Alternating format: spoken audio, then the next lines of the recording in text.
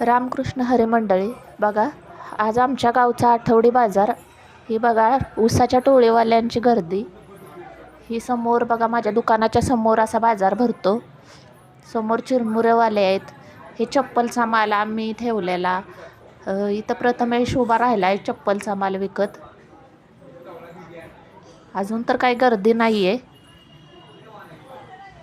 आणि त्याच्यामुळे हा निवांतच उभा राहिला आहे.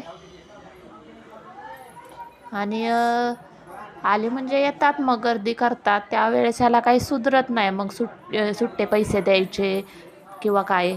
त्यावेळेस मग मी जाते, मदत करते जराशी, पण त्याचं तो हँडल करतो सगळं. थोडीफार मदत करावी लागते मग गर्दी झाल्यावरती, कारण माझ्या दुकानाच्या समोर असल्यामुळं माझं लक्ष असतं. हे बघा दुकानात आता एवढा पसारा पडला आहे आणि त्यात आज बाजार म्हणताना मी तर बाजार केला आणि ह्या पिशव्या आणून अशा ठेवल्यात. आणि किराणाचा पण थोडासा सामान घेतलं आणि हे भाजीपाला घेतला. बघा कसा शेतातला छान ताजा लुसलुशीत भाज्या वगैरे सगळं काय भेटलं आहे. आलं, मिरची, वांगी, टमॅटो, कोथिंबीर सगळं काही घेतलं आहे.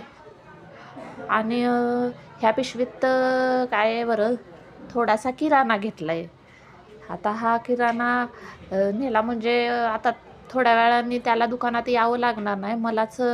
म्हणजे एवढं सगळं मॅनेज करीन मी आजच्या दिवसाचं. ही परी काय करते आता? परी काय करू नको बाळा. परी काय करू नकोस. हा बघा किती पसारा पडला आहे. उद्या तर माझे डोकेदुखी होणार आहे. ह्या एवढ्या सामान आज आठवडी बाजाराचं त्या माल बाहेर काढले.